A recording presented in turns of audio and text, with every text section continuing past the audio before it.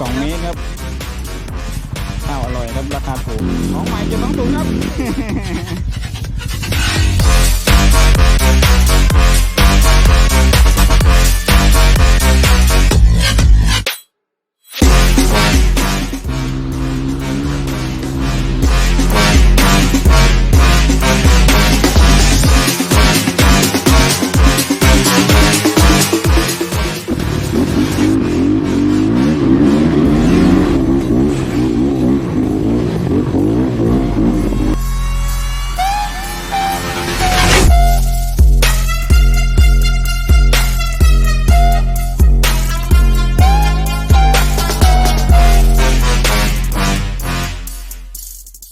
ลงไปเลยเกียร์ 2ลงไปเลยแล้วก็ให้มันติดตึ้มเราจะได้ไม่ต้องสตาร์ท